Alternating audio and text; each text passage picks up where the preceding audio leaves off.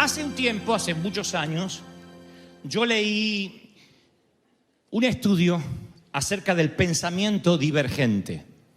El pensamiento divergente es también conocido como la originalidad intelectual. Es pensar de manera diferente a como piensa la mayoría, la media.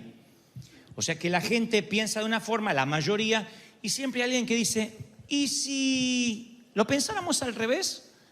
Los empresarios, los grandes empresarios, los líderes que han cambiado el curso de la historia, han pensado ante una misma situación de manera diferente, de manera distinta.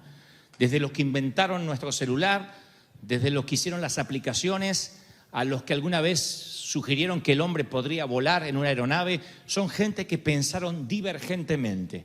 Dijeron, ¿y por qué no? Y empezaron a valerse de ciertos factores, de la ciencia, de la química, de la alquimia, y trataron de llegar a una conclusión que es la que después el resto disfrutamos, el pensar diferente. Y yo cuando voy a las Escrituras veo que Dios todo el tiempo tiene un por qué no, piensa divergentemente. Lo que pasa es que la mayoría de los mortales apreciamos la normalidad, nos sentimos cómodos con lo normal, con lo ordinario. La zona cómoda, le dicen, la zona del confort. Cuando uno tiene que bajar de la barca y decir, ¿por qué no? Yo podría caminar sobre las aguas si acaso Dios me estuviese llamando. Ahí nos agarra como cierto temor y decir, ¿y si me hundo? Bueno, pero hay que salir de la caja para eso, pensar de manera distinta.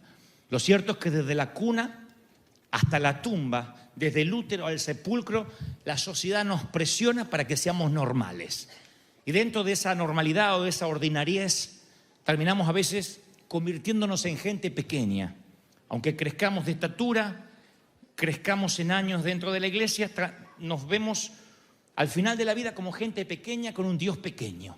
Más conoce gente a Dios y parece que más vida tiene en la iglesia, más pequeño es su Dios, más pequeña es su vida, más mediocre es. Y cuando hablo de términos de mediocridad no hablo de no haber ganado un premio necesariamente, sino que ni siquiera ha logrado la mitad de los sueños, ni un cuarto de los sueños que se había propuesto cuando era jovencito. Lo que sí es que toda la gente dice, tienes que ser normal, no pienses diferente, a Dios no le agrada. Por eso muchas iglesias interpretan que la santidad es uniformidad, que todo el mundo tiene que hablar igual, todo el mundo tiene que vestir igual. Yo me congregué en iglesias así. Todas las hermanas vestían igual, todas con el cabello largo, unas faldas allá, aburridas eran, pero una lengua tenían algunas, eran unos demonios por dentro, pero uniformadas. Y yo me acuerdo el chismerío, las divisiones que había en esas iglesias, las murmuraciones. Pero todos hablábamos igual, nos saludamos, que la paz del Cordero Inmaculado te redima de la concupiscencia de la carne. Pero eran unos demonios. Entonces, claro, pero los pastores nos tranquilizamos diciendo, hablan todos lo mismo, son todos iguales, se visten iguales. Y no, la iglesia debería celebrar la diversidad. Porque la palabra dice que somos miembros, distintos miembros de un cuerpo. Entonces la pierna no se puede parecer al brazo, el brazo no se puede parecer a la cintura no se puede parecer al cuello, etc. La iglesia describe, mejor dicho, la iglesia es un cuerpo conforme la Biblia lo describe. Y somos diversos, somos diferentes. Lo cierto es que nosotros en algún momento dejamos de ser nosotros, yo decía en el servicio pasado, para moldarnos a lo que el resto de la gente quiere que seamos. Y terminamos no siendo auténticos. Y cuando uno cede a esa conformidad, perdemos la originalidad. Y yo me atrevo a pensar que en algún momento, en algún punto, perdemos nuestro alma. Se nos muere el alma. ¿Qué es una iglesia sin alma? Una iglesia religiosa. ¿Qué es una casa, un hogar sin alma? Un hogar triste, donde no hay vida. Porque están siguiendo los rudimentos o la religión o lo que otro dice que tenemos que hacer. En lugar de ser distintos, en lugar de ser divergentes. Cuando la palabra dice que Jesús vino a liberar a los cautivos, a quitarnos de la cautividad, no habla necesaria y solamente del pecado. Habla de ese chaleco de fuerza psicológico que por años nos metió la religión. Porque le han dicho toda la vida que están condenados, que se van al infierno, que le va a ir mal. Nadie les dijo, Dios te ama tal y como eres. Nadie les dijo, Dios todavía no terminó contigo, te tiene paciencia, no te deja hasta que no haya hecho contigo lo que dijo que iba a hacer. No escuchan esas palabras desde hace años. Le dijeron, Dios te borró del libro de la vida. Hace muchos años, bueno, no sé si tantos, pero sí fue dentro de esta década, un periódico me hizo una entrevista, un periódico secular, creo que era un periódico de Colombia, y me hizo varias preguntas y después lo tituló de la siguiente forma. Puso el extravagante Dante Gebel. Y yo me ofendí porque no sabía lo que significaba, no sabía si era un insulto o era un halago. Entonces yo no sabía si decir gracias o si que se te vuelva en contra por las dudas, no sabía. Pero pusieron el extravagante Dante Gebel, argentino, que llegó a la Catedral de Cristal, me acuerdo en aquel entonces. Entonces al principio me dolió, le digo, ¿por qué extravagante? Si yo no estaba vestido raro. Y después voy a mirar al diccionario y dice, el diccionario dice estrafalario, diferente en el modo de pensar o en el modo de actuar. Y entonces me gustó. Casi me pongo Dante extravagante Gebel. Yo creo que en estos años de intentar seguir las huellas de Cristo, yo creo que en algún momento hemos visto o nos hemos hecho una versión muy civilizada, muy aséptica de lo que es Cristo. Hay mucha gente que dice, Cristo no actuaría así, el Señor no hablaría así, porque se quedaron con el Cristo de Hollywood. El Cristo del crucifijo, el Cristo que da pena. Ese no es el león de Judá que vio Juan. El león de Judá está en el trono, sentado a la diestra del Padre como rey. ¿Están conmigo, sí o no? Pero cuando le cortamos las uñas al león de Judá y tenemos una visión aséptica, higiénica, digamos, de Cristo y lo vemos así, angelado, lo vemos hasta pusilánime en algunas cosas, nos hacemos también una vida similar. En vez de pensar extravagantemente, en vez de ver al Dios extravagante, yo voy a ver a Jesús y veo que tocaba a los leprosos, sanaba en día de reposo, hablaba con las adúlteras, le lavaba los pies a los discípulos, daba vuelta a las mesas del templo, hablaba con samaritanos, tenía fiesta con los recaudadores del IRS del momento, se la pasaba ofendiendo a los fariseos. Yo digo, no hay nadie más extravagante que el Señor, no era alguien civilizado. En la película de Rocky, la saga de Rocky Balboa, interpretada por Stallone, Rocky ya está rico, millonario, el personaje que interpreta, y entonces Mickey, su entrenador, le dice algo como, Rocky, te pasó lo peor que le puede pasar a un boxeador, te civilizaste, perdiste la llama, el fuego sagrado para subir al ring. Y me temo que muchos de nosotros, el Señor si nos diría algo, tal vez nos diría, te civilizaste, te hiciste como la mayoría que te llevó a vivir una vida ordinaria. Te olvidaste de ser estrafalario. Te olvidaste de pensar divergente. Yo soy el Dios que quiere hacer cosas que ojo no vio, ni oído yo, ni han subido a tu corazón. No lo hice con nadie y lo voy a hacer contigo. Tú vas a ser mi prototipo. Tú vas a ser el primero en que lo... ¿Cuántos quieren ser el primero que Dios haga algo diferente? A mí me gusta eso. Me gusta pensar que porque soy estrafalario, Dios puede hacer cosas estrafalarias conmigo. Veo a Juan el Bautista y no estaba domesticado. Veo a los discípulos y eran 12 tipos que no estaban domesticados. Y me gusta eso. Pero siempre, la mayoría de un día común, en la mayoría de un día común o de una semana ordinaria, estamos rodeados de gente que nos tira para abajo. Por eso yo titulé este mensaje Rodeados. Porque cuando uno habla de estar rodeado no es solo en términos de militares, sino que uno puede estar rodeado a veces de gente que sin malas intenciones, como digo, siempre te tira para abajo.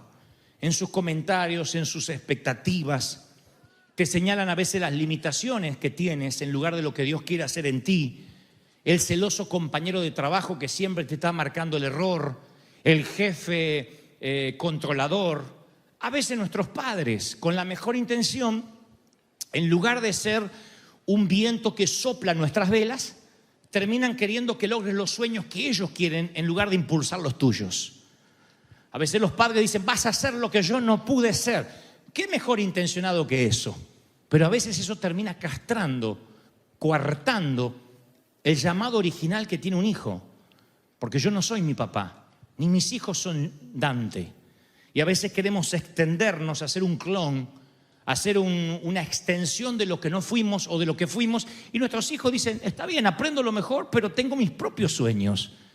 Y a veces los presionamos de manera tal que los rodeamos de frustraciones y les quitamos los verdaderos sueños que tendrían en Dios, en lo que el Señor tiene para con ellos.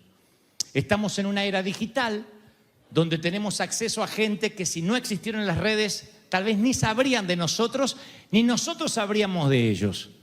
Antes, si no mandabas una carta, ni te enteraba de aquel compadre que quedó en El Salvador, en Chihuahua, en Guanajuato o en Costa Rica. Pero ahora tenemos las redes sociales, donde todo el mundo nos observa, entra en nuestras vidas, entramos en las vidas de ellos. Y yo te puedo dar cátedra de lo que es que la gente te hiera.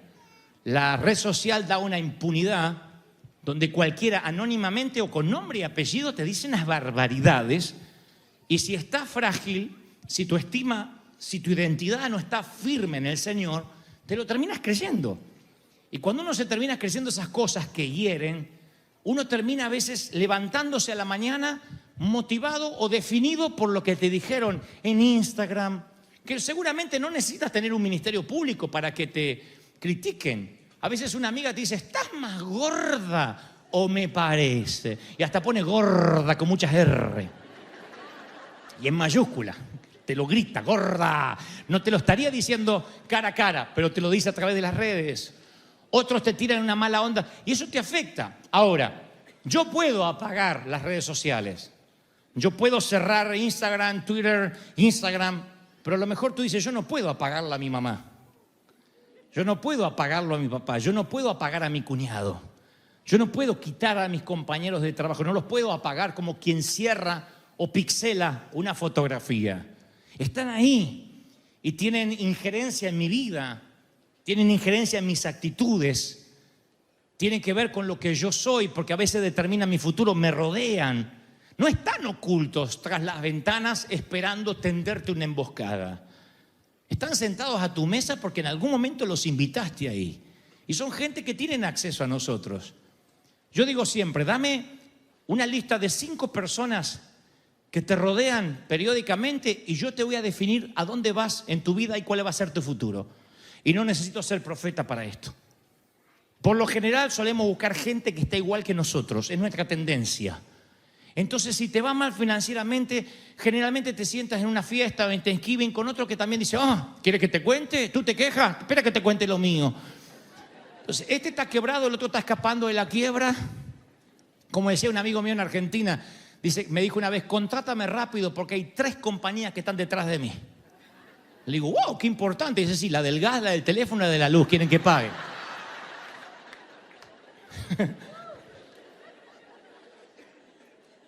Y como decía mi abuela, que lo tengo en un mensaje por allí, la estupidez se pega. El hombre más sabio de todos los tiempos dijo, el que con sabios anda, sabio se vuelve. El que con necio se junta, necio se vuelve. Vamos a agregarle, el que con estúpido se junta. La estupidez se pega en el mundo adulto. Cuando uno se rodea de gente depresiva, uno termina siendo igual. Pablo dice, no se dejen engañar, le dice a los corintios, las malas compañías corrompen las buenas costumbres. Entonces hay un momento, ahora voy a dejar claro en esto, porque alguno puede pensar, entonces no hay que acercarse al mundano, hay que meterse dentro de una caja de cristal. No, eso sería todo lo contrario, sería la antítesis de esta iglesia. Nosotros vamos por las almas, vamos por los perdidos, no le tenemos temor. Lo que digo son los que tienen injerencia en tu manera de pensar, los que hablan, los que te alientan o te desalientan. Los que te pueden sumar o los que te pueden restar. Yo digo siempre, lo que no te suma te resta. Y hay gente que te resta, que te tira para abajo, que te absorbe, que te rodea. Sin embargo, cuando uno se rodea de gente madura, de mentores, empiezas a crecer. Esta iglesia llega el momento en que todo el mundo tiene que decidir si va a tener un padre espiritual, si va a acceder a la paternidad espiritual. Tener un padre espiritual no es necesariamente tener el teléfono del pastor e ir a comer con el pastor todos los días, porque en una iglesia grande sería imposible, a menos que yo sea omnipresente y no lo soy. Pero tener un padre significa poner por obra lo que la voz del pastor te está diciendo. Primero el pastor de los pastores, después el pastor que está como terrenal aquí haciendo la obra del reino. Poner por obras. A mí no me sirve que todo el mundo traiga una Biblia y se sepa la Biblia de memoria si no aplican la palabra durante la semana? ¿De qué me sirve que encuentres en 2 minutos donde están aún si no sabes aplicar San Juan 3:16 a tu vida? Si no sabes vivir las Escrituras. Y esto es lo mismo. Tú puedes aprender la palabra, escucharla y hacer tu vida después como que nada. Te entra por acá y te sale por acá. En cambio, cuando tienes una paternidad espiritual, dice, voy a aprender esto, voy a aplicar esto en mi vida. Y ustedes podrán criticarme cualquier cosa, a menos que mi mensaje no es entendible. Yo acá no me vengo a hablar de palabras difíciles, a hablar de la escatología, del cuarto jinete de la bestia y la suegra. Yo hablo de cosas utilitarias, aplicables. Entonces hay momentos que uno tiene que decir, me tengo que rodear de mentores espirituales, de gente que me levante. Me tengo que rodear de padres espirituales, de gente que me digan, vamos a salir adelante. ¿Sabe cómo cambiaría tu fiesta si en la mesa, cuando todo el mundo está tirando mala onda, hay alguien que te dice, pero vamos a salir adelante? ¿Qué nos enseñó el pastor? Que aunque atravesemos valle de sombras, de lágrimas, de muerte, el Señor nos va a rescatar. Cambia la atmósfera. En el servicio pasado yo contaba que teníamos una tía, porque se la llevó el Señor. Bueno, como dijo hoy, no sé si se la llevó el Señor, se fue. No creo que el Señor se la haya querido llevar porque tenía una onda la tía. Era alérgica a la felicidad. Ella olía la felicidad así, empezaba a estornudar y te decía algo para sacarte todo vestigio de alegría. Con una capacidad quirúrgica la vieja, porque no era mala onda, te tiraba así como el venenito, como...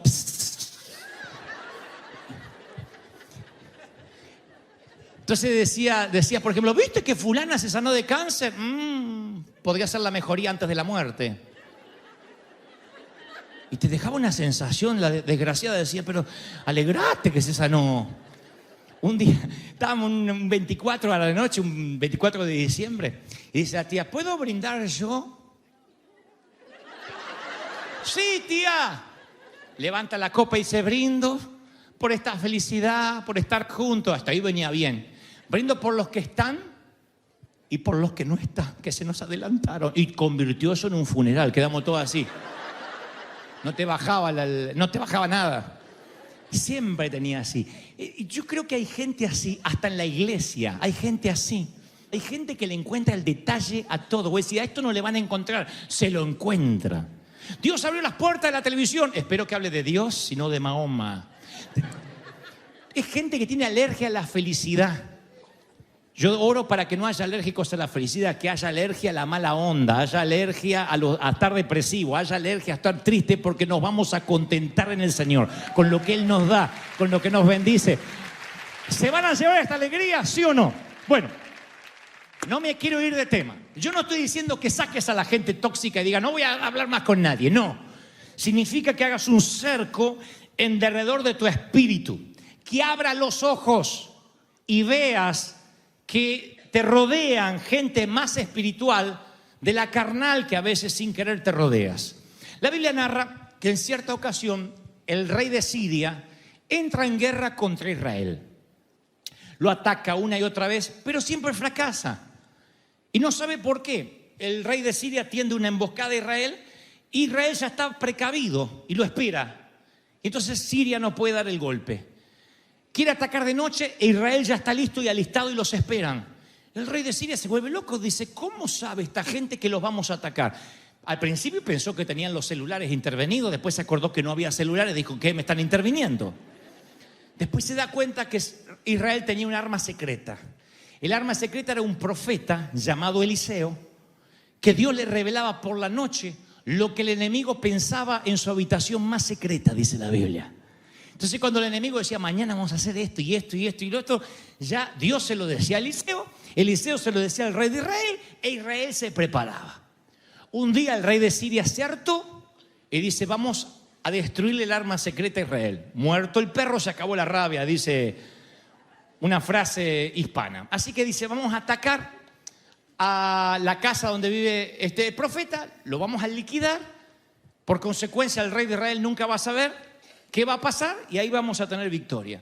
Así que cuando cae la noche, dice la palabra que el ejército de Siria llega a la casa donde vivía Eliseo, en una ciudad llamada Dotán, lo rodean cientos y cientos de enemigos, toda la infantería de Siria estaba allí.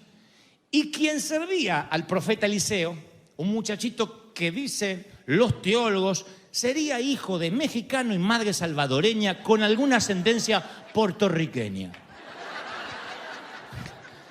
El muchachito que lo sirve a Eliseo se levanta en la mañana así y ve que está, como si fueran estas luces celestes así, ve que está todo el ejército rodeando la casita de Eliseo. Y le dice, ¡ay, Señor, qué vamos a hacer! Este Giesi se llamaba, está en el punto exacto que el Señor me mostraba ayer, mientras me daba este sermón, que muchos de ustedes están ahora, donde dices, estoy literalmente rodeado. Rodeado no es solo de gente negativa, a veces son situaciones. Como decimos siempre, esa tormenta perfecta que se arma, mezcla de huracán, tormenta tropical, tornado y terremoto. Hay momentos que tú dices, Dante, yo estaba despegando financieramente. No digo que tenía para ahorrar e irme a Cancún, pero estaba pagando las tarjetas. Le agarra fiebre a mi hijo, volando al hospital, nos llegó el bill, nos quebró la economía.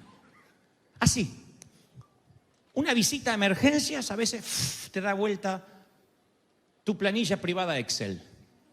Otros dicen, no, lo mío no es económico, lo mío es sentimental. Yo estaba bien, encontré al hombre de mi vida, la mujer de mi vida. Primera vez después de besar tanto sapo que encuentro un príncipe. Por primera vez encuentro un príncipe. Y un día viene el príncipe, cuando yo ya tengo la ilusión, por fin, no era tan mala, me decía algo así. Viene el príncipe y me dice, no eres tú, soy yo. Que es la frase cobarde siempre para cortar una relación, ¿no? Te mereces algo mejor, yo no te merezco. Y te destroza el corazón. Y me dice, y tú dices, me hizo añicos los proyectos, la vida.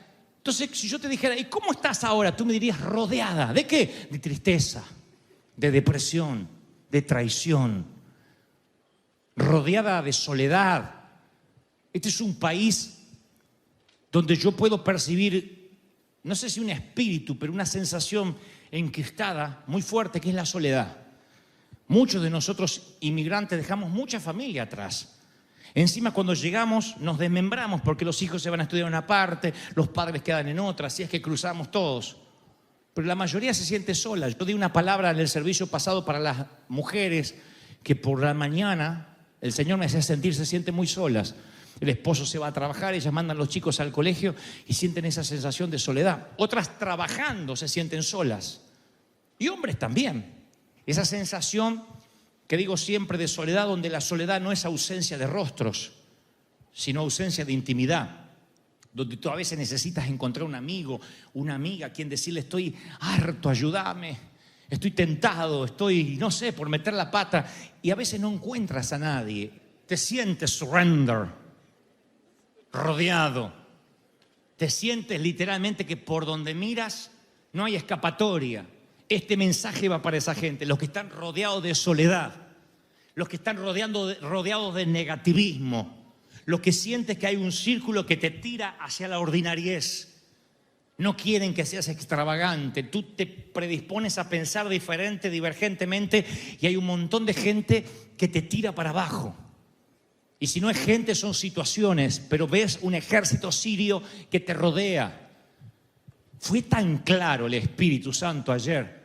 Yo vine de viaje del Paso, Texas. Por la tarde me puse a escribir el mensaje y dije, Señor, dámelo rápido porque yo vengo cansado, vengo sin dormir, así que dime qué quieres que le diga a tu pueblo. Y vino el mensaje tan claro, dijo, yo quiero que les hables a los que están rodeados, los que no pueden más. Porque no es lo mismo ser perseguido, vas corriendo y dices, a lo mejor si corro no me alcanza, pero estar rodeado significa voy para allá, no puedo, voy para allá, no puedo, voy para allá, no puedo. Sea que la economía sea, insisto, un tema sentimental, espiritual, hay momentos que te sientes literalmente que la vida te tendió una emboscada. Y Giesi dice, Señor, ¿qué vamos a hacer? Él vio al profeta hacer milagros de parte de Dios. Pero ante una emboscada parece como que la fe se nos escapa. Y le dice al profeta, no sé qué vamos a hacer. Y así las palabras del profeta, que la han escuchado algunos desde la escuela dominical, pero yo quiero que las dijeras hoy de una manera diferente. Porque cuando estás rodeado, Es una temporada de mucha incertidumbre, de mucho temor, de mucha fragilidad. Por eso las críticas a veces te duelen más.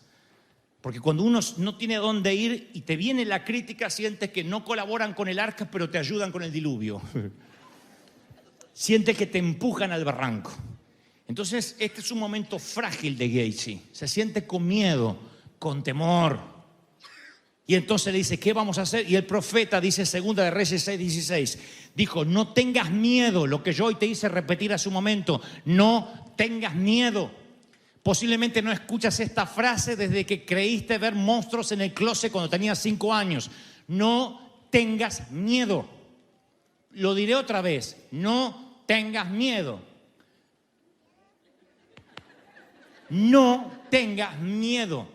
Es lo que el profeta le dice, no tengas miedo, porque más son los que están con nosotros que los que están con ellos, dijo Eliseo. Son más.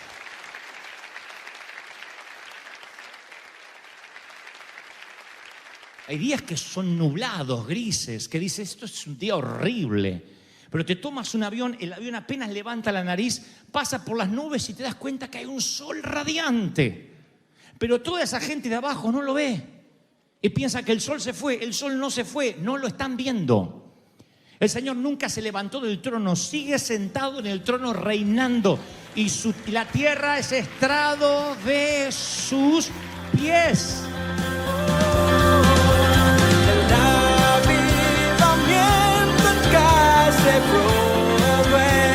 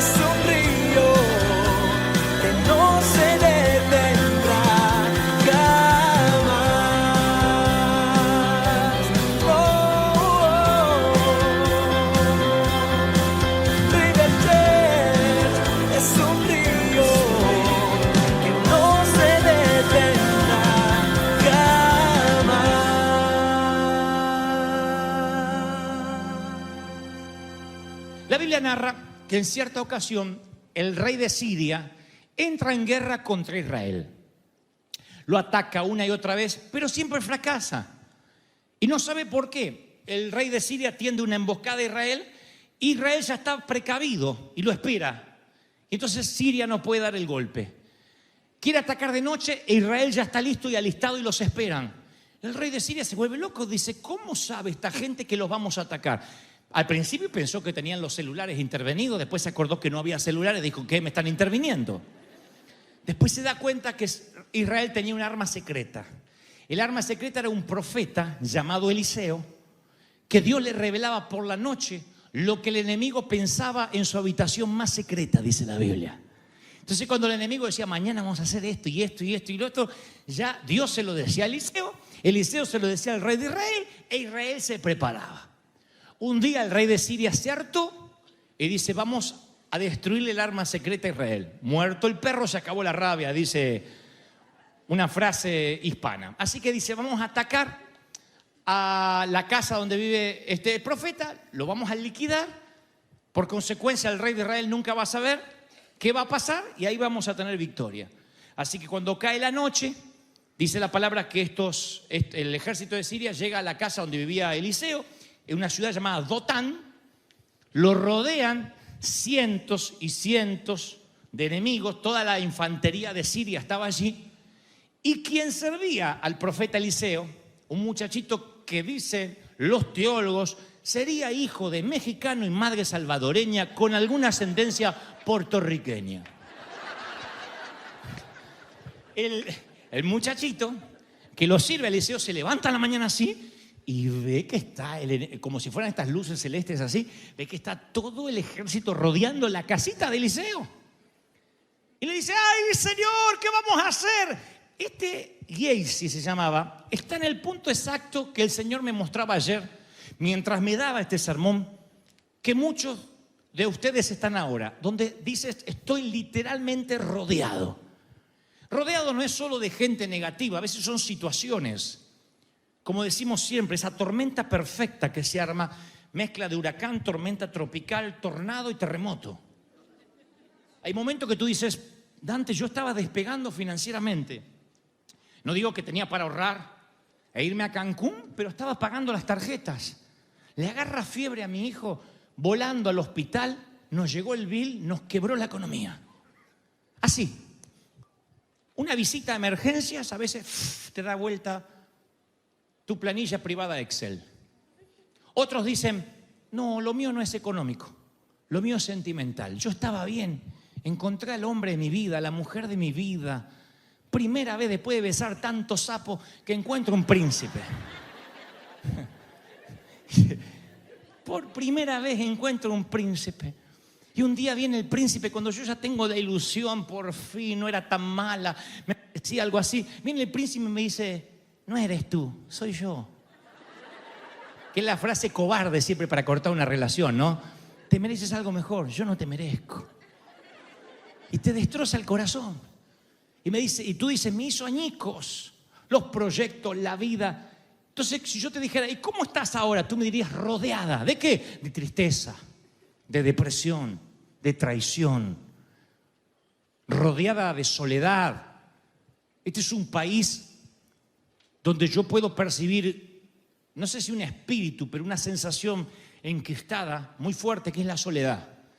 Muchos de nosotros inmigrantes dejamos mucha familia atrás. Encima, cuando llegamos nos desmembramos porque los hijos se van a estudiar en una parte, los padres quedan en otra, así es que cruzamos todos. Pero la mayoría se siente sola. Yo di una palabra en el servicio pasado para las mujeres que por la mañana el Señor me hacía sentir, se sienten muy solas. El esposo se va a trabajar, ellas mandan a los chicos al colegio y sienten esa sensación de soledad. Otras trabajando se sienten solas. Y hombres también. Esa sensación que digo siempre de soledad, donde la soledad no es ausencia de rostros, sino ausencia de intimidad.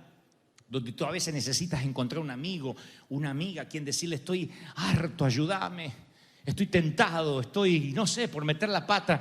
Te sientes surrender, rodeado. Te sientes literalmente que por donde miras no hay escapatoria.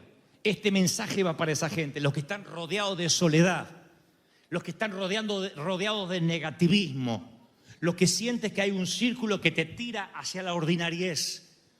No quieren que seas extravagante, tú te predispones a pensar diferente, divergentemente, y hay un montón de gente que te tira para abajo. Y si no es gente, son situaciones, pero ves un ejército sirio que te rodea. Fue tan claro el Espíritu Santo ayer. Yo vine de viaje del Paso, Texas, por la tarde me puse a escribir el mensaje y dije, Señor, dámelo rápido porque yo vengo cansado, vengo sin dormir, así que dime qué quieres que le diga a tu pueblo. Y vino el mensaje tan claro, dijo, yo quiero que les hables a los que están rodeados, los que no pueden más. Porque no es lo mismo ser perseguido, vas corriendo y dices, a lo mejor si corro no me alcanza, pero estar rodeado significa voy para allá, no puedo, voy para allá, no puedo, voy para allá, no puedo. Sea que la economía sea, insisto, un tema sentimental, espiritual, hay momentos que te sientes literalmente que la vida te tendió una emboscada. Y Giesi dice, Señor, ¿qué vamos a hacer? Él vio al profeta hacer milagros de parte de Dios. Pero ante una emboscada, parece como que la fe se nos escapa. Y le dice al profeta, no sé qué vamos a hacer. Y así las palabras del profeta, que la han escuchado algunos desde la escuela dominical, pero yo quiero que las dijeras hoy de una manera diferente. Porque cuando estás rodeado, es una temporada de mucha incertidumbre, de mucho temor, de mucha fragilidad. Por eso las críticas a veces te duelen más. Porque cuando uno no tiene dónde ir y te viene la crítica, sientes que no colaboran con el arca, pero te ayudan con el diluvio. Sientes que te empujan al barranco. Entonces, este es un momento frágil de Gehazi. Se siente con miedo, con temor. Y entonces le dice, ¿qué vamos a hacer? Y el profeta dice, Segunda de Reyes 6:16, dijo, no tengas miedo, lo que yo hoy te hice repetir hace un momento, no tengas miedo. Posiblemente no escuchas esta frase desde que creíste ver monstruos en el closet cuando tenías 5 años. No tengas miedo. Lo diré otra vez, no tengas miedo. No tengas miedo. Es lo que el profeta le dice, no tengas miedo, porque más son los que están con nosotros que los que están con ellos, dijo Eliseo. Son más.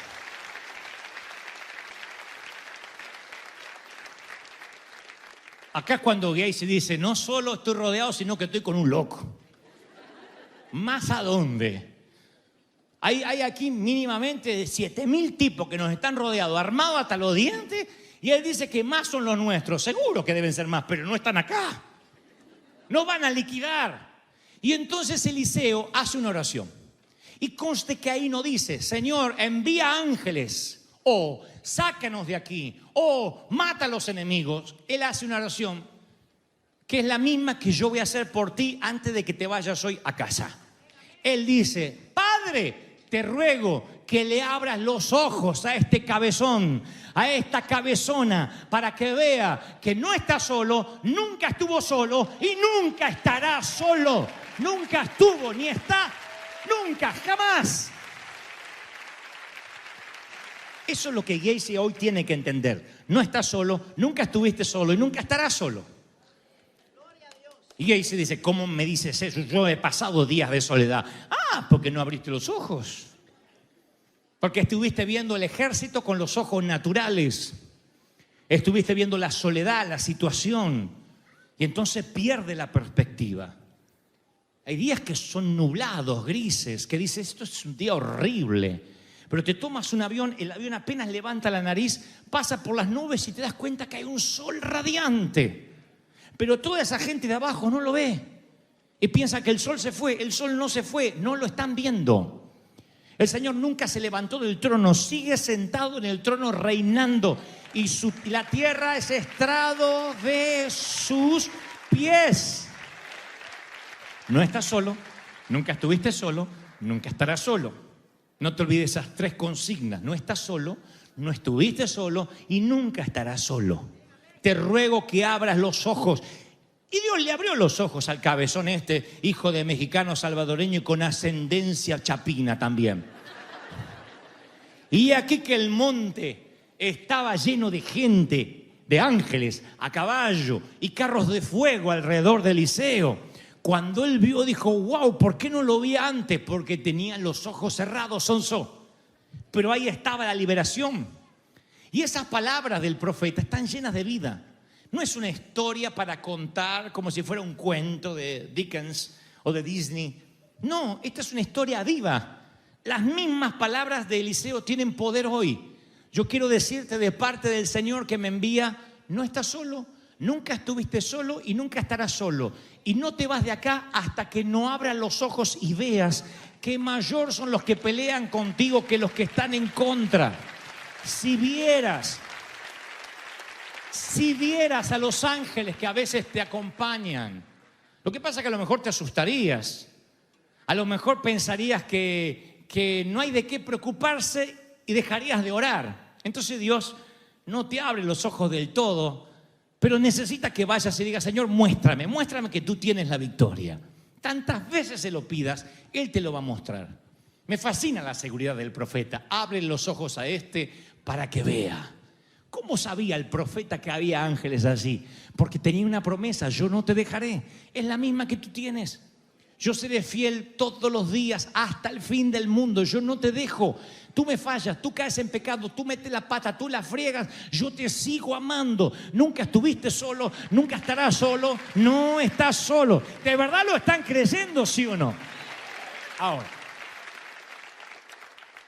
los padres tenemos la obligación moral o espiritual, mínimamente moral, de soltar palabras proféticas sobre nuestros hijos, siempre. Y para eso no hay que ser profeta. Para eso significa sanarle la estima. Deben ustedes coincidir conmigo cuán importantes son esas palabras en la niñez y cómo nos definen después en la vida adulta. Nosotros pensamos que no, que nada nos afectó. Yo era un niño duro y me hice fuerte. En algún momento de la vida te vas a encontrar con que esas palabras sí o sí definieron tu futuro. Yo pensé que a mí, palabras que mi papá decía en momentos de ira y a veces estaba entonado, yo pensé que las había pasado por alto.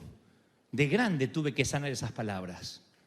Tonto, naciste corto de mente, la cabeza no te da, eres burro. Mucha de mi carrera académica se coartó debido a que esas palabras me afectaron mucho. Y en los tiempos de mi papá y mi mamá no había psicólogo, ni síndrome de hiperatención, ni síndrome de esto, lo otro. Es chancla y se te van los síndromes. Amén, dice, no es así. Estábamos con gente y mi mamá decía, hijito, y se ponía en modo Batman. Vení por acá, que te voy a reventar. No, mi mamá hacía así, modo Batman. Te voy a reventar, te voy a reventar la cabeza. Y yo llegaba a casa, yo no me olvido más esto. Yo estaba en la casa, teníamos un sauce, un árbol, un sauce llorón. Son esos árboles gigantescos que se pueden cortar las ramitas. Así se le sacan los pinchitos. Y esa, ¡ay! Esa ramita. Yo decía, yo espero 3 horas, a mi mamá se le pasa. 3 horas enfrían a un mafioso italiano. Pero a una madre no la enfrían. A una madre no la enfrían. No había hecho algo tan grave, no había querido comer la comida de la tía, que esa tía había que encerrarla para que no cocine más. Así cuando llegamos a casa yo me iba a dar vueltas por ahí. Después yo la vi a la vieja que estaba parada en la puerta y de atrás así se asomaban 2 hojitas. De acá le salían las hojitas así. Alitas no tenía mamá, esas eran hojitas de una ramita que había colgado. Decía, vení, Dantecito, porque estaban mirando todos los vecinos. Vení, Dantecito. Vení. Tantito.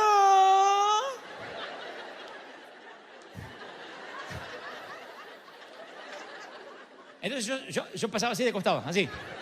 Porque había que cuidar la retaguardia para que te durara. Yo pasaba así de costado, así, y agarraba, ¡pah! Y te dejaba la marca al zorro, porque mamá era Nelly. Entonces era la N como la Z. N, así. Mamá llamaba Nelly. Y tenía 3 marcas como el zorro. Dice la Z del zorro, no, la N de Nelly. Me la hacía así.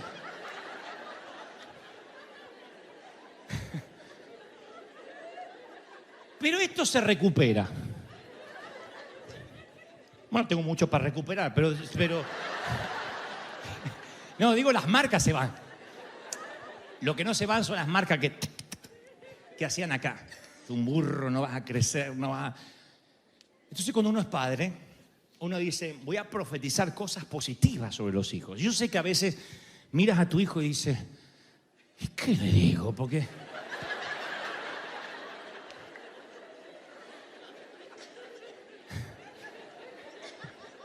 Lo miras y es tu esposo chiquitito. Entonces,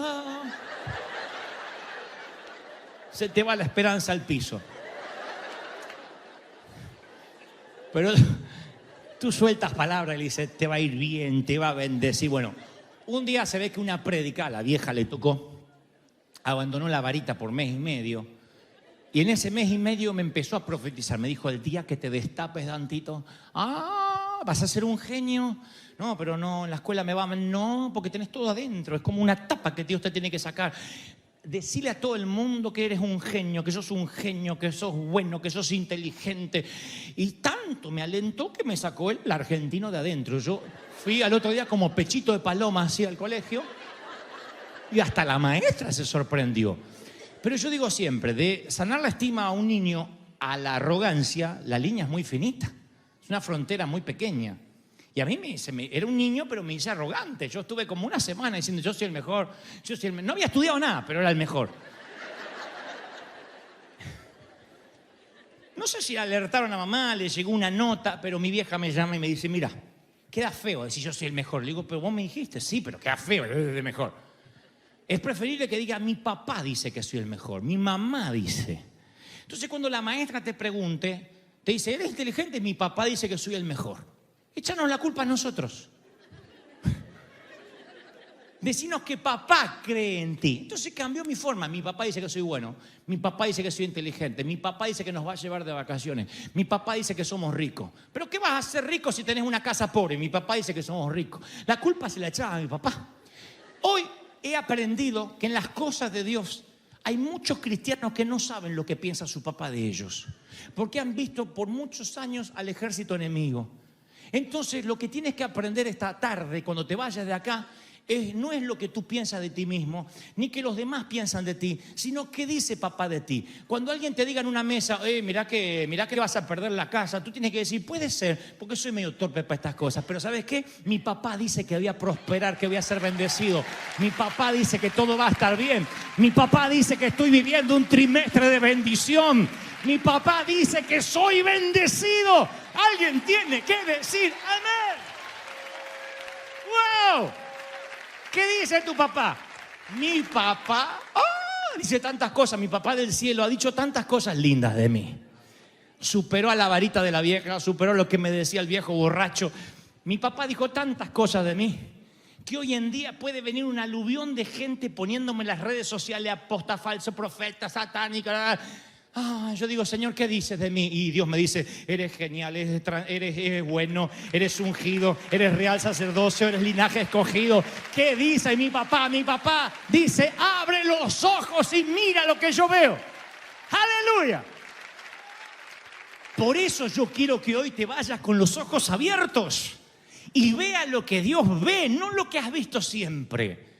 Tienes que ver lo que Dios ve en ti, cómo Dios te ve. Y yo te aseguro que Dios te ve bien. No hubiese mandado a su hijo a morir en la cruz por ti si no te viera bien. Papá dice, cuando te destapes, cuando te bendiga más, cuando creas que mayores son los que están contigo que los que están en contra. El apóstol Pablo habla de los ojos del corazón. Yo no había visto esto por mucho tiempo. Yo no había prestado atención a lo que Pablo le dice a la iglesia de Éfeso, Efesios 1:16. Dice Pablo, dijeran estas palabras, miren si no es extraordinario. Dice, yo no he dejado de dar gracias por ustedes al recordarlos en mis oraciones. Pido que el Dios de nuestro Señor Jesucristo, el Padre glorioso, les dé el espíritu de sabiduría y de revelación. O sea, que te revele, no que descubras, que te revele lo que no estás viendo, para que conozcas mejor lo que Dios te ha dado. Pido también, esto lo escribió Pablo, que sean iluminados los ojos de tu corazón. Esto se alinea con la oración de Eliseo de Giezi. Padre, abre los ojos a este cabezón hispano. Pablo, años después, dice, yo oro para que se te iluminen los ojos del corazón. ¿Para que ver qué? Miren, para que sepas a qué esperanza te llamó. ¿Cuál es la riqueza de su herencia para ti que eres su santo? ¿Cuán incomparable es la grandeza de su poder a favor de los que le creen? O sea, tú. Ese es el poder y la fuerza grandiosa y eficaz de Cristo que resucitó de entre los muertos, que te dio dominio y potestad sobre todo lo creado y lo que se vaya a crear, y lo tienes tú. ¡Abre los ojos! Alguien tiene que decir amén. ¡Abre los ojos! Entonces, cuando alguien negativo viene a rodearte y te dice, no lo vas a lograr, tú tienes que decir, es probable, pero mi padre dice que sí. No tiene lo que hace falta, no, es verdad, pero mi papá dice que lo voy a lograr. Eso es lo que Giezi ve el ejército, pero después ve un ejército más grande que lo que él vio con los ojos naturales. Yo voy a orar esta tarde, en minutos. Vamos a hacer este ejercicio profético. Voy a pedirte que cierres los ojos y ores, y después que los abras y mires. Y voy a soltar las mismas palabras que Eliseo soltó hace miles de años. Señor, abre los ojos. Es lo que Dios me pidió que ore esta tarde. Me dijo, dile a mi pueblo que yo les voy a abrir los ojos. Tú vas a orar y los ojos se le van a abrir. Y tú vas a ver que la respuesta estuvo siempre ahí. No estás solo, nunca estuviste solo, nunca estarás solo. Nunca. Hay un sentimiento de soledad muy fuerte en el pueblo hispano, como dije recién. Una soledad que tarde o temprano termina drenándote. Y a veces terminas yéndote a relaciones equívocas o metiendo la pata a causa de la soledad. Y es porque tus ojos no se abrieron, no es que estás solo. Yo me atrevo a decir que es el momento donde más ángeles asignados tienes en tu vida. No estás solo, te estás protegiendo del Señor. Ni sabe de los accidentes que te libró, ni tienes idea. A lo mejor dice, nunca me pasó nada porque soy prudente para manejar. No, te conozco. No te pasó nada porque hay ángeles que te protegen. Yo sé que hay ángeles que te protegen, que han detenido. Por eso cuando de pronto el GPS toma un desvío, cuando de pronto el auto se te para y no puedes llegar, no maldigas, no te enojes. Hay ángeles asignados valiéndose de las cosas naturales a veces para detenerte, para librarte de algo peor. Yo lo aprendí. Yo he dicho, a veces me he enojado por no subir a determinado avión, por un tránsito. Y ahora estoy entendiendo de a poco, de grande, lo que no entendí de joven, que hay ángeles operando a mi alrededor para que mi pie no tropiece en piedra. Pero a veces me siento solo. A veces siento que no hay ángeles. A veces siento en un hotel, en un aeropuerto, estoy solo. Y sin embargo el Espíritu Santo, cuando yo me siento solo, digo, Señor, ¿qué es lo que puedo hacer? El Señor me dice, yo te voy a abrir los ojos. Yo quiero que veas lo que yo estoy haciendo. Hay un soltero que tiene que ver con los ojos del corazón. Hay una soltera que los ojos del corazón se le van a abrir y lo vas a ver. Ay, pero ¿dónde está? Bueno, lo estás viendo, ya va a venir. Otros van a ver la liberación de las deudas. Esto no es confesión positiva. Esto es que Dios te muestre que hay ángeles rodeándote. En la sala de cuidados intensivos, en medio de la crisis financiera. Lo que hubiese dado, me salió el argentino. Lo que hubiese dado, porque alguien me predicara así, cuando yo era un pibito. Y me metía en rentas gigantescas y en visiones de fe que me quebraban, me quitaban el sueño. Si hubiese habido un pastor que me hubiese dicho, abre los ojos, Dante, mira lo que Dios te va a dar, sueña. Pero me pasé mucho tiempo mirando los ejércitos enemigos y me preocupé tanto. Las pocas arrugas que tengo es porque me preocupé. No me hubiese preocupado, hoy tendría cara de 20 años. Yo digo, pero, ¿para qué me preocupé? Me preocupaba, ¿y cómo vamos a pagar? Estamos en crisis. Si yo hubiese visto que mayor era el que estaba conmigo. Lo veía, pero a veces tarde para mí. Después de haberme preocupado mucho. Después de haber pasado horas orando y orando y orando. Yo les hablé de Satirio dos Santos. Ojalá que pronto lo tengamos con nosotros. Aquel que tenía a ese hombre llamado Jairo. ¿Se acuerdan que movió la montaña? Satirio, Dios le habla que tiene que abrir una iglesia en Colombia y él está en Brasil. Así que Dios le muestra el sitio, va a ese lugar, es Cúcuta. Abre la iglesia, compra ese terreno con una montaña, corren la montaña con máquinas, construyen.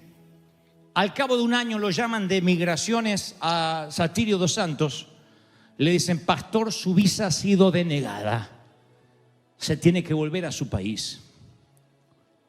Y dice José Satirio dos Santos, este querido hombre de Dios, es un hombre ya de 70 y tantos años. Dice, en ese momento, Dios me dijo, José, no tengas temor, yo te traje.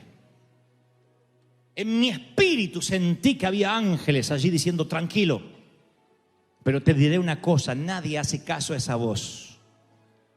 Igual me preocupé. Así que llegué a casa y le dije a mi mujer, yo no voy a comer más, voy a entrar en ayuno intenso. hasta que Dios me dé una respuesta. Y mi esposa me dice, come algo aunque sea antes. No, estoy enfadado con Dios. ¿Qué le vamos a decir a las iglesias de Brasil que nos mandaron? A los hermanos que pusieron dinero para construir el templo, que su pastor ahora es ilegal y se tiene que volver. Dios no falló y yo quiero respuesta.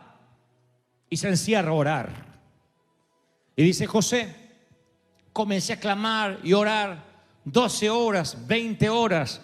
Literalmente mi vejiga explotaba porque quería orinar. Y dije, ni a orinar me levanto hasta que no me hables. 20 horas.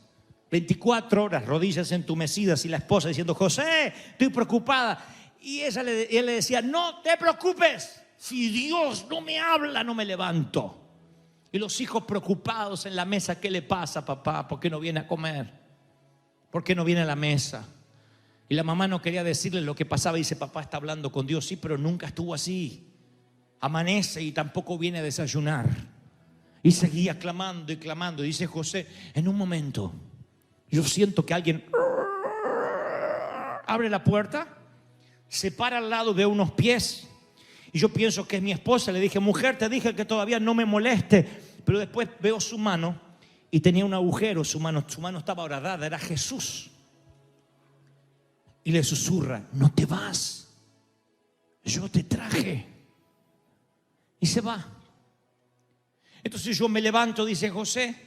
Le digo a mi esposa, tú no sabes quién estuvo en la habitación. Jesús, Jesús, Jesús. Y voy a orinar lo que no oriné. Y comí lo que no comí. Y para hacer la historia corta, en una semana me llaman de migraciones, cambian la decisión y me dan finalmente la autorización para vivir en Colombia hasta el día de la fecha. Pero esta es la enseñanza. Dice José, yo empecé a recorrer iglesias contando cómo se me apareció Jesús. Y la gente mística diciendo, ¿y cuánto tiempo oró? Ay, ¿en serio que si uno ayuna mucho y se aguanta las ganas de orinar, viene Jesús? La gente enseguida quería sacar el tip. Entonces dice, una de esas noches yo llego al hotel luego de predicar y el Señor me habla a mi corazón y me dice, ¿qué voz fue más importante para ti? Cuando allá en migraciones la primera vez te dije, tú no te vas. O cuando me aparecí para que me creas. Y José dice, cuando te apareciste eso fue fuerte. Y el Señor le dijo, si hubieses escuchado mi primera voz, hubieses desayunado con tus hijos, almorzado en paz, orinado como corresponde, con tu esposa y en paz, te hubieses ahorrado 30 horas de oración que yo no te pedí. Si hubieses abierto los ojos del corazón. Entonces hay gente aquí que está orando, penando, ayunando y Dios no los mandó a hacer eso. Estás preocupándote diciendo yo voy a lograr la victoria. Dios dice, lo único que tienes que hacer es abrir los ojos y ver que yo no tengo que llegar, que la infantería no tiene que venir, que la caballería no viene en camino. Ya ha estado ahí acampando a tu alrededor aún antes de que la preocupación viniera. Si escuchas mi primera voz, dice el Señor, vamos, aplaude, celebra al cielo. Vamos, celebra conmigo. Vamos, vamos, vamos. Dale un aplauso al Rey, dale un aplauso al Rey. Los cielos se han abierto. ¡Wow! El Rey ha venido a morar. Oh, el avivamiento en calle Broadway. River Church es un río que no se detendrá jamás. Oh, River Church es un río que no se detendrá jamás.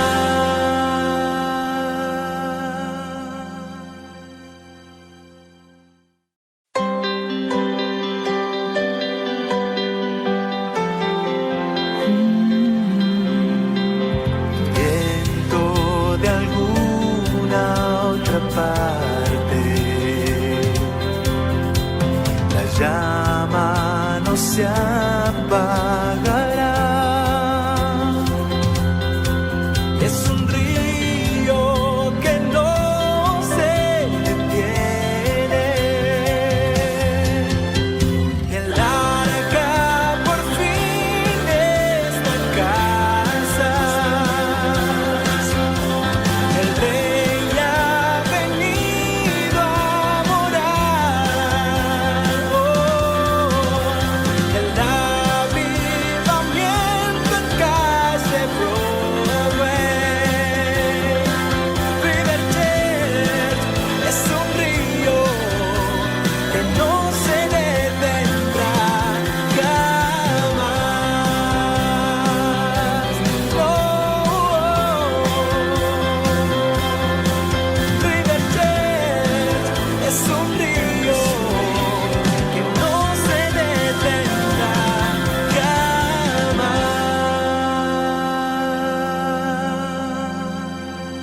Cada vez que me toca escribir el mensaje para cada domingo, para cada fin de semana, siempre le digo al Señor, dame un título, algo de modo que todos recordemos el mensaje por mucho tiempo.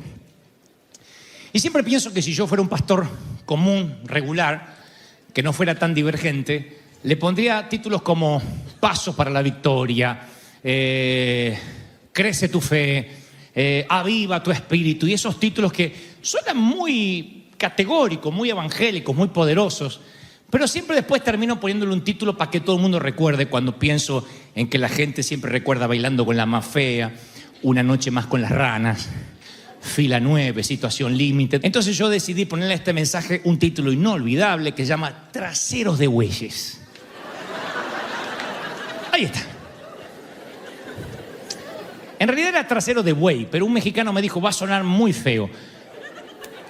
Trasero de bueyes. Para que no se lo olviden, que en Thanksgiving hablamos de eso, de los traseros de los bueyes. Dicho esto, yo siempre lucho denodadamente para que nosotros como iglesia, como congregación, nunca nos olvidemos de dar gracias, como decía recién, por los detalles, por las cosas mínimas. Entonces le decía al Señor, ¿qué podría hablar de agradecimiento? ¿Qué podría decir que ya no hemos dicho? Porque somos una iglesia muy agradecida, que siempre recordamos lo que Dios nos dio, siempre estamos viendo cómo el Señor abrió el Jordán para que pasáramos por tierra seca o el Mar Rojo, lo que sea que haya abierto, siempre lo estamos recordando. Pero el Señor me decía una y otra vez, yo quiero que le hables a todos aquellos que lo sagrado se les ha vuelto común de manera inconsciente. Para eso, el Señor me llevaba a las Escrituras a ver la vida del profeta Eliseo, pero no ya Eliseo cuando se lo conoce como el sucesor de Elías, ni aquel hombre que golpea las aguas con el manto, no ese profeta que más se ha utilizado su nombre para hablar tras los púlpitos respecto a los milagros, sino la primera vez que hace su aparición protagónica Eliseo en las Escrituras. La primera vez que aparece en la Biblia es un simple obrero, un boyero, alguien que está llevando un arado delante. Es la primera vez que lo vamos a ver. Y la Biblia lo describe así en Primera de Reyes 19:19. Dice, había 12 yuntas de bueyes en fila, o sea, 24 bueyes, y él mismo, Eliseo, conducía la última. O sea que había 24 bueyes y a lo último de todos los bueyes estaba él trabajando. Esta es la primera aparición protagónica pública en la cinematografía de la vida de Eliseo. Cuando vemos a Eliseo, si uno entiende un poco la tarea que está haciendo, uno ve que no solo tiene pegado su propio sudor, sino que también se le pega el olor que despedían los bueyes, el sudor de 24 bueyes que están delante de él. Está tragando polvo, tose, tiene estiércol pegado en su cabello, mucho olor a estiércol, obviamente de los bueyes. Cuando uno se pasa arando todo el día, los olores y el escenario siempre son los mismos. Si uno tuviera que ver la agenda o podría husmear la agenda de Eliseo, diría, lunes, mirar traseros de bueyes. Martes, seguir mirando traseros de bueyes. Miércoles, algo diferente, traseros de bueyes. Jueves, voy a relajarme un poquito en internet, traserosdebueyes.com. Viernes, el chef me preparó un menú, trasero de buey entortillado, no sé si existe la comida. Así que yo creo que cuando vemos la vida del profeta, que todavía no es profeta, insisto, lo único que se destaca es sudor, mal olor y un trabajo ordinario, común y corriente. Esa es la vida de Eliseo, no hay algo que llame la atención. Traté de hurgar y ver si había algún dato más por lo cual Dios pusiera la vista en él o el profeta Elías se detuviera en él, y no encuentro ni una sola situación que dijera algo diferente, más que era un hombre que estaba arando, un hombre trasero de bueyes. Sé lo que estás pensando, el trabajo duro no es malo, trabajamos duro todos, de alguna u otra forma. Trabajo duro no necesariamente es el trabajo que demanda fuerza bruta. Trabajo duro puede ser aquel que tenga que hacer cálculos todo el día, que tenga que diseñar, que tenga que estar escribiendo un plano, redactando una carta. Lo que sea que te haya tocado hacer, siempre es un trabajo duro si lo haces con diligencia, con poco descanso, y de alguna forma son tus bueyes. Es la ordinariez de todos los días. Cuando hablo de ordinariez no es en términos peyorativos, no estoy subestimando tu trabajo ni el mío, digo lo ordinario, lo común, el ponerse detrás del último buey, y es lo que ves todos los días. Ir tras el trasero de bueyes, yo lo grafico como el levantarse todos los días y ver que la rutina no cambia, tener que bajar siempre la mirada y no perder la vista del arado, arrastrarte tras el último buey y no perderte de ahí. Si levantas la vista para ver más allá, lo más probable es que veas más campo, más arado, pero lo más probable es que si no quieres descuidar tu trabajo tengas que observar los traseros de la última yunta de bueyes que te corresponde. Y ese ha sido tu trabajo por años. Las junglas no solo son las que nos rodea la forestación, sino que la jungla puede ser de cemento.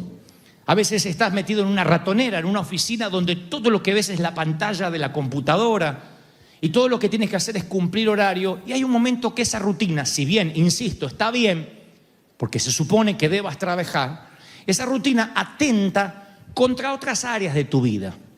De pronto, sin que te des cuenta, de manera más sutil, tu vida espiritual empieza a verse monótona también. Todo está envuelto en una monotonía. Despertarse, si ustedes ven la agenda de Eliseo, es despertarse, buscar el arado, guiar a los bueyes, toser con el polvo, estornudar, almorzar, guiar a los bueyes, toser de vuelta, asearse, acostarse y al otro día empezar otra vez. ¿Cuántos años Eliseo hizo eso? La Biblia no lo dice, pero creo que no es alguien que empezó ayer. La Biblia lo diría. Apenas Eliseo comenzó con los bueyes, Dios lo rescató de ahí. No, tal vez este hombre lleva 5, 10 años, 20 años, tal vez sea el oficio de toda la vida. Él solamente ve traseros de bueyes y es su vida monótona. No hay otra vida diferente a la que él ve. Y este mensaje va puntualmente para todos, porque todos nosotros hemos pasado por esos momentos donde no le encontramos sentido a la semana, ni al mes, ni a un año entero que se nos está yendo. Y sientes que no avanzaste, sientes que te agotaste, que te cansaste, pero estás en una bicicleta fija. A lo mejor bajaste de peso, pero no llegaste a ninguna parte. Cuando se trata de un gimnasio es maravilloso, pero cuando se trata de la vida es atroz, es patético no avanzar, estar en el mismo lugar estancado. Insisto, el trabajo duro no tiene nada de malo, pero yo estoy hablando de ese tirano llamado lo conocido, llamado la rutina, esa tiranía de la rutina que todos los días nos va quitando las ganas, la pasión que antes teníamos, las ganas de levantarnos. Yo recuerdo cuando en un momento decidí que no era bueno para los estudios, o por lo menos creí que no lo era, mi vieja dijo, acá vago yo no quiero, se toma 2 días para descansar, al tercer día lo quiero trabajando con su padre. Y como en ese entonces usaban la psicología de la chancla, al tercer día yo estaba trabajando con mi papá en la carpintería. Yo no podía creer, trabajé 1 año y medio con él, y yo no podía creer cómo él llevaba 50 años haciendo eso. No lo podía creer. Le digo, papá, ¿cómo llevaste? Porque él de chiquitito estaba en la carpintería de su padre y después siguió, pero todos los días, levantarse 5 de la mañana, tomarse una taza de infusión, irse a trabajar, serruchar, lijar, respirar aserrín, vomitar aserrín, ir del baño haciendo aserrín, todo eso. Llegar, dormir la siesta y esperar al otro día. Yo dije que no quería tener esa vida y no estoy subestimando el trabajo del carpintero, que por cierto es muy noble. Lo que a mí me aterraba no era el trabajo en sí, el oficio en sí, sino la monotonía. ¿Cómo un hombre puede levantarse todas las mañanas sabiendo que va a hacer eso por el resto de su vida? Sin cambios, sin esperanza, sin saber que uno puede avanzar. Porque la rutina en cierto nivel está bueno. Los adolescentes necesitan una rutina, los hijos necesitan una rutina, saber cuándo se van a ir a bañar, cuándo se van a ir a acostar, les hace bien. Pero cuando eso se extiende a la vida adulta y la rutina al final del día no te lleva a ninguna parte, lo único que hueles todos los días es el sudor de tus bueyes y te cansa. La ordinariedad cansa, la chatura cansa, la vida gris a mí me aterra. Y no me aterra tanto la vida gris en lo laboral, en los sueños, como la monotonía espiritual. Porque yo he estado en esa estación de la vida muchas veces. Estoy hablando de que esas cosas que antes hacíamos con energía, con pasión, y en nuestro caminar con Dios, un día se vuelven rutinarios y no sabemos cómo. Un día lo sagrado se nos volvió común a pesar de que el pastor nos hace repetir esa frase una y otra vez. Cuando tomas los arados y tus bueyes de manera mecánica, las actividades como estudiar la Biblia, leerla, el asistir a la iglesia, empieza a hacerse tedioso. No saben cuál delgada es la línea de quiero hacerlo a tengo que hacerlo. Y de pronto la monotonía espiritual lo gana y socava tu vida anímica, socava tu energía. Y ahí es donde un día te ves siguiendo traseros de bueyes. Se te encallece el alma. Cuando una iglesia no predica, cuando una iglesia no se multiplica, cuando una iglesia se vuelve raquítica, yo no tengo otro modo de explicar la esterilidad que no sea callosidad espiritual.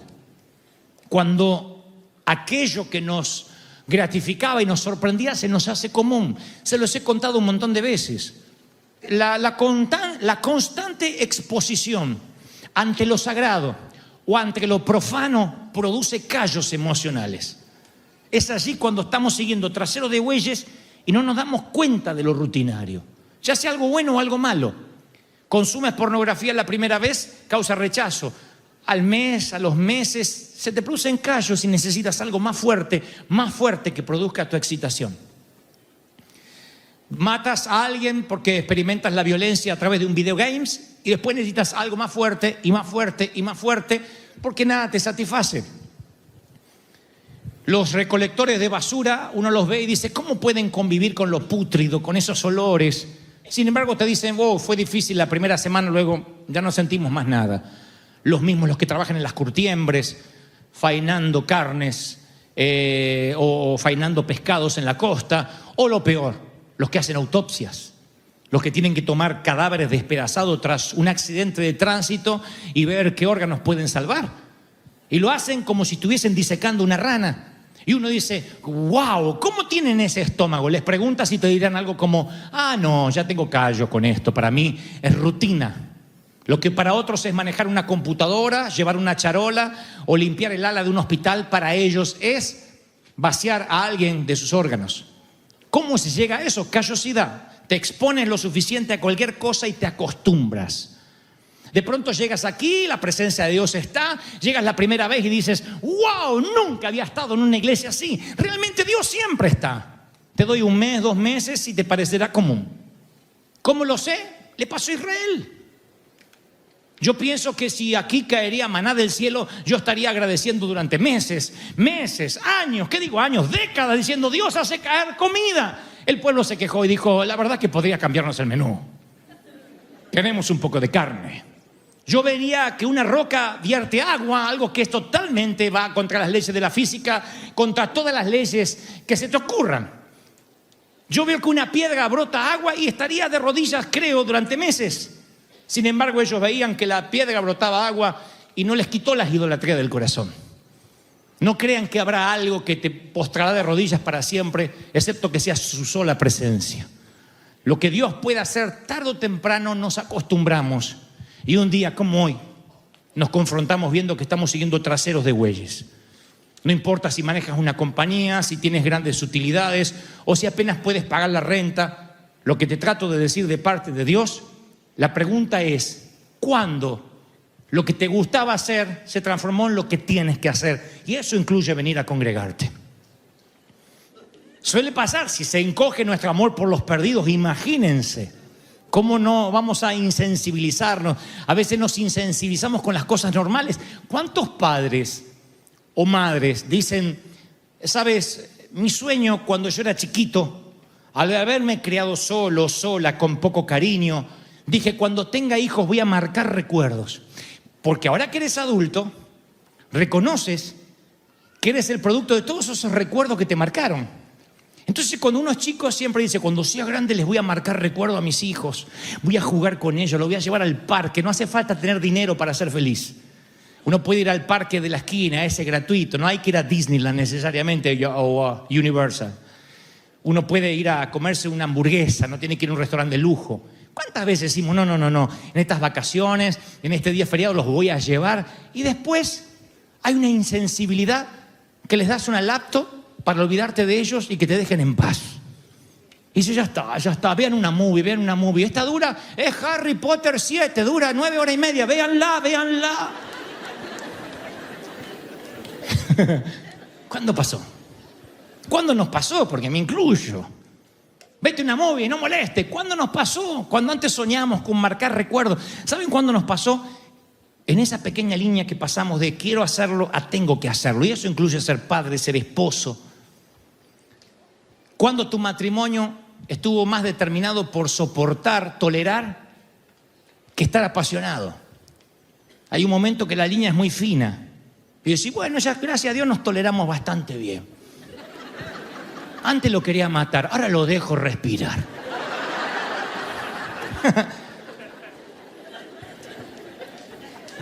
Y tu matrimonio, tu vida, tu familia, ¿qué es? Seguir traseros de bueyes. Y te engañas, dices que eres feliz, no lo eres. Simplemente te hiciste de una rutina y no quieres salir de ella. Estás arando con tus bueyes sin rumbo. Es arar y arar y arar y nunca sientes ni siquiera el agradecimiento. ¿Te ha pasado de cocinar desde la mañana temprano, empezar a las 10 de la mañana, si te gusta amasar o hacer salsas y lo que sea? Se sienta la familia, tienes que empezar a gritar para reclutar primero el pelotón. Bajan los príncipes y las princesas a comer, 3 minutos y se levantaron. Y te quedaste con todo así, la soya y todo. Y dices, tanto 5 horas para que ni siquiera me den las gracias. Son tus bueyes. Son tus traseros de buey. Ahora no está mal, porque yo creo que todos sentimos esa ingratitud cuando los hijos, cuando los cónyuges dan por sentado. Hay esposas que dan por sentado el trabajo del marido y dice, bueno, acá todo se paga, de alguna forma se paga, como que el dinero naciera debajo de la alcantarilla.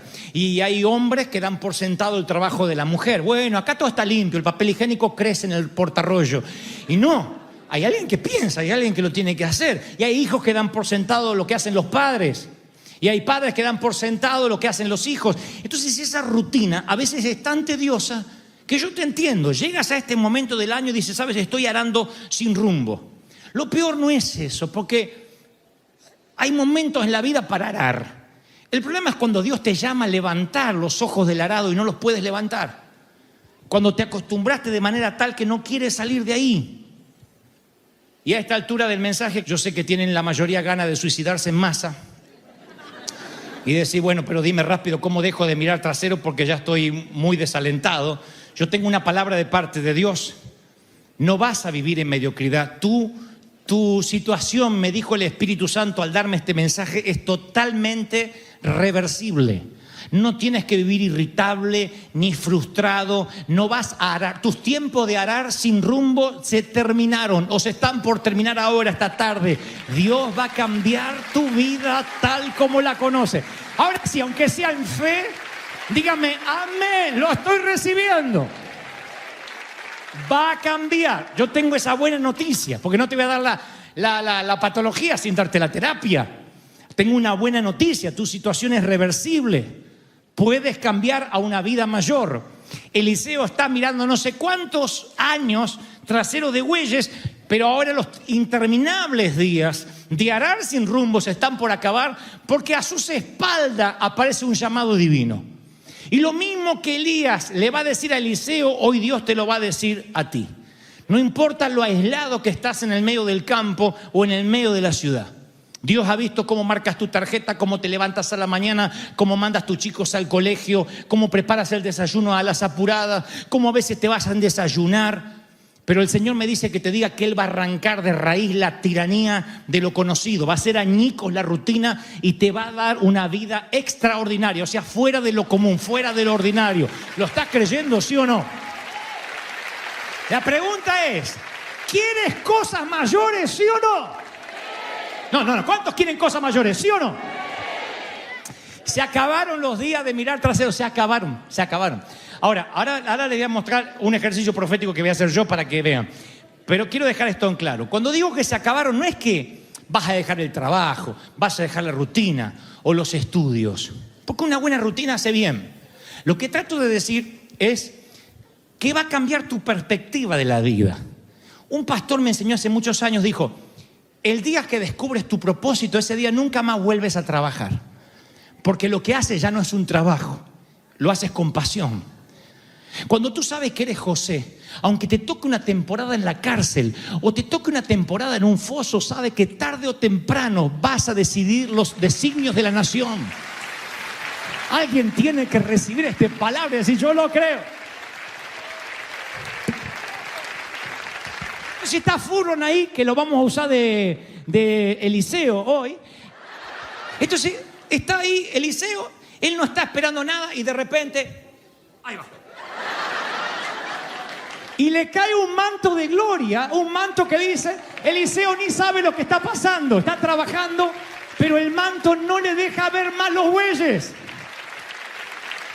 Y dice la palabra que cuando el manto de Elías, porque eso fue lo que hizo Elías, le tira el manto y cuando este ve que le cae el manto, harto de mirar traseros de bueyes durante años, dice la Biblia, apenas Eliseo siente el manto, corrió hacia Elías. No esperó el lunes, no esperó enero, no esperó febrero, corrió hacia Elías. ¿Cuántos van a correr esta tarde? Corrió, corrió. ¡Corrió! ¡Aleluya! ¿Cuántos van a correr hoy? ¿Cuántos van a correr? Alguien tiene que decir ¡amén! ¡Wow! Por eso cuando yo tenía 19 años y un pastor me dice, flaco, ¿te animás a predicar? Yo nunca había predicado en mi vida. Estaba muerto de timidez. Nunca vi nada, muerto de miedo. Pero yo supe que era el manto que me cayó. Yo dije, a lo mejor no me lo vuelven a preguntar. A lo mejor es la última oportunidad que tengo, sin estudios teológicos, flaquito, con peso, lástima, que pasaba 2 veces para que me vieran. Cuando alguien me dijo, flaco, ¿te animás a predicar? Yo ni lo pensé. Dije, si no me lo pregunta más. Y yo me acuerdo que corrí y dije, sí. Y fui armando el mensaje mentalmente mientras subía las escaleras que me llevaba al stage. No tenía nada, yo no sabía nada, se me mezclaron todos los profetas. De verdad, le prendí una zarza a Noé, subí a Moisés al arca, un burro se tragó a Jonás y lo vomitó en Sodoma. Desastre. Y la gente como que no sabía, decía, mirá, era un burro el que tragó a Jonás, oh, aleluya. Pero yo sentía que algo había cambiado en mí. Yo sentía que los tiempos de mis bueyes habían cambiado. Y después tendría que pasar muchas cosas duras, muchos desiertos. Pero había cambiado algo en mí. Era libre. La famosa novela que leí cuando chico, La cabaña del tío Tom. Todo se reduce a una frase del viejo esclavo que en cierto momento, cuando uno de sus últimos amos lo castiga al punto de lacerar sus venas y dejar casi al rojo vivo sus propios intestinos de los latigazos que le daba, su amo le dice, Tom, no sé por qué maldita razón no puedo hacer que tus ojos cambien, que cambie tu mirada. Aún veo rebeldía dentro de ti. Y Tom le dice, no, soy tu esclavo, haré lo que digas. Y él dice, no, necesito quebrar tu espíritu. Y Tom le dice, solo podrás tener mi cuerpo hasta que me muera, pero por dentro soy un hombre libre y eso tú no lo vas a cambiar. Cuando uno compra su libertad, eres libre de la cautividad. Eres libre. Y yo quiero que se vayan con la sensación de libertad. ¿Están recibiendo esta palabra, sí o no? Yo quiero que te vayas con la sensación de libertad. Yo quiero que digas lo que Elías le dijo a Eliseo. Tú no naciste para mirar traseros de bueyes. Tú fuiste elegido para una vida mejor. Dios tiene algo diferente para ti. Tienes que decir, yo quiero cambiar. Yo quiero redireccionar mi vida en todo sentido. Que experimentes cambios en tu vida y que digas, yo quiero cambiar. No tiene que ver con que Dios haga un milagro. Ya el manto cayó. Porque eso es lo otro. No es que hoy voy a orar para que te caiga el manto. Si no hubiese caído el manto, no estás acá. Estás en esta iglesia escuchando este mensaje porque hubo un manto que cayó sobre ti, un llamado. Dios dijo, eres mi hijo. No tienes que morir como creíste que ibas a morir. ¿Lo están creyendo, sí o no? Y ahí cambias de vida, cambia de perspectiva. Eres un hombre libre o una mujer libre. Y cuando eres libre, tu vida cambia. No te prometo que mañana no subas al freeway o que otra vez no tengas que levantar los calcetines de los mamuts o que no sientas la ingratitud de haber cocinado toda una mañana para que coman en 3 minutos o que no tengas que volver a la ratonera otra vez a hacer el trabajo por el que te pagan tan poco. Quizás tengas una larga temporada todavía allí. Lo que trato de decirte de parte de Dios es que cuando cambia tu interior, como Tom, cuando eres una persona libre por dentro y la cautividad se va, aún los jefes, los parientes van a notar algo diferente en ti. Eres indomable, no pueden civilizarte. La religión quiso civilizarme a mí por años y creían que me habían civilizado porque empecé a usar corbata, pero nunca pudieron civilizarme. Nunca la religión organizada pudo meter a este flaco dentro de su caja, de su status quo. Y siempre me rebelé a eso, porque sabía que de alguna forma esa esclavitud que no pudieron tener conmigo cuando yo era chico, la iba a lograr la religión. Y también fui libre de la religión. Fui libre de los fariseos. Fui libre de aquellos que critican todo, que dan críticas constructivas y nunca construyeron nada. Y yo fui libre de esos porque siento que en la libertad es cuando yo me renuevo como el águila, que Dios me da nuevas fuerzas, que Dios me hace levantarme otra vez como el ave fénix. ¿Cuántos quieren que Dios renueve sus fuerzas como el águila? ¡Aleluya! Vamos, ponte de pie, vamos. No se detendrá jamás.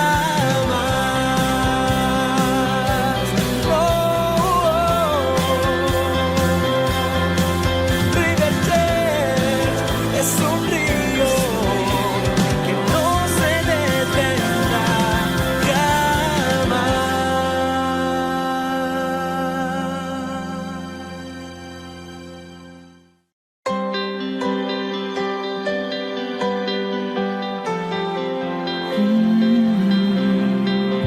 Viento de alguna otra parte,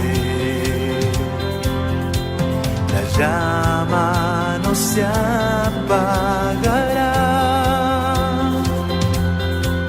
Es un río que no se detiene. El arca por fin está en casa. El rey ha venido a morar. El avivamiento en calle Broadway. River Church es un río que no se detendrá jamás.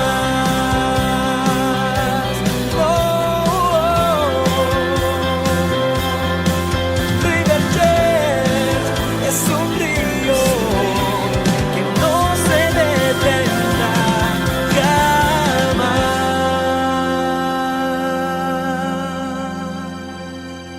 Quiero que, aunque te hablé de él, quiero que visualices este niño. Tiene en esta fotografía 5 años de edad. Me asesoré, 5 años recién cumplidos. Perdonen la baja calidad, pero eran las fotos que se hacían en ese momento. Es este servidor que les habla, ¿no es cierto? Esa mano gigantesca que aparece en mi hombro izquierdo es de mi papá.